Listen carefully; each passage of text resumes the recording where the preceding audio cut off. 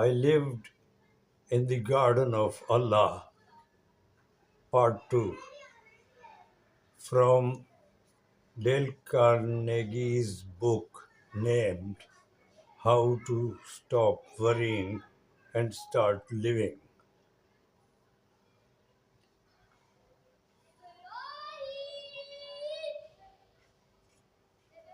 It howled and screamed for 3 days and nights.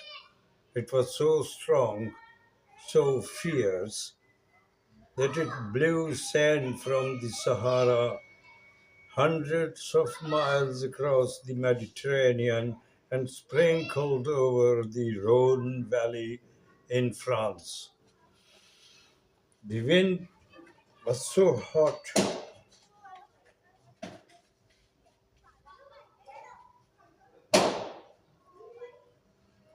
I felt as if the hair was being scorched off my head. My throat was parched, my eyes burned, and teeth were full of grit. I felt as if I was standing in front of a furnace in a glass factory. I was driven as near crazy as a man can be and retained his sanity. But the Arabs didn't complain. They shrugged their shoulders and said, Maktub, it is written. But immediately after the storm was over, they sprang into action. They slaughtered all the lambs because they knew they would die anyway. And by slaughtering them at once, they hoped to save the mothers, the mother sheep. After the lambs were slaughtered, the flocks were driven southward to water. This was all done calmly without worry and complaining or mourning over the losses. The tribal chief said, It is not too bad. We might have lost everything, but praise Allah, we have 40% of our sheep left to make a new start. I remember another occasion when we were motoring across the desert and and one tire blew out. The chauffeur had forgotten to mend the spare tire. So there we were, with only 3 tires. I fussed and fumed and got excited and asked the Arabs what we were going to do. They reminded me that getting excited wouldn't help, that it only make one hotter. The blown out tire, they said, was the will of Allah, and nothing could be done about it. So we started on crawling along on the rim of a wheel. Presently the car sputtered.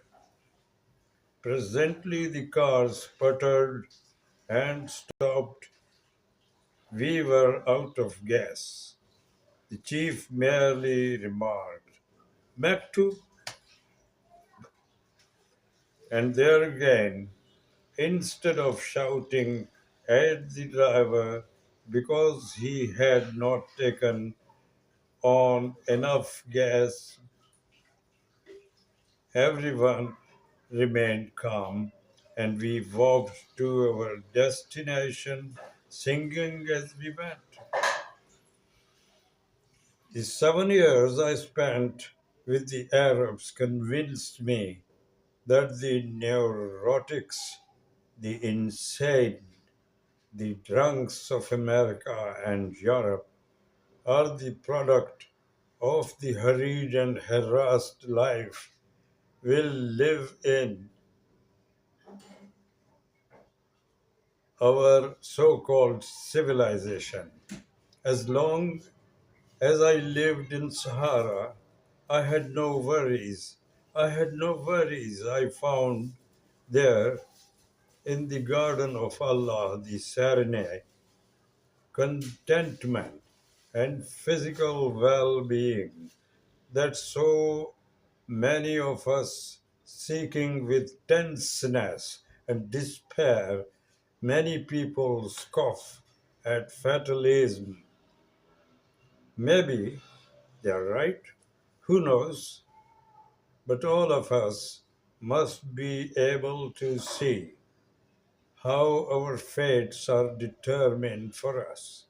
For example, if I had not spoken to Lawrence of Arabia at 3 minutes past noon on a hot August day in 1919, all the years that have elapsed since then would have been completely different. I, looking back over my life, I can see how it has been shaped and molded time and again by events far beyond my control. The Arabs call it maktub, kismat, call it anything you wish.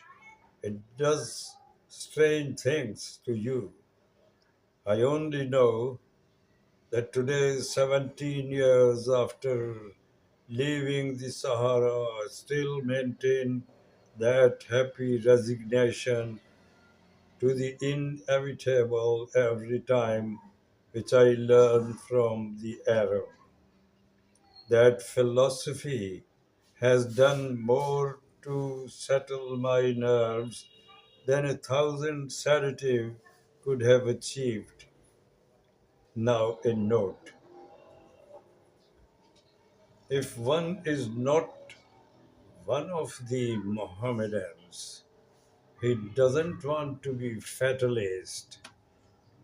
But when the fierce burning wind to be faithless, but when the fierce burning wind blow over our lives and we cannot prevent them, let us to accept the inevitable and then get busy and pick up the pieces.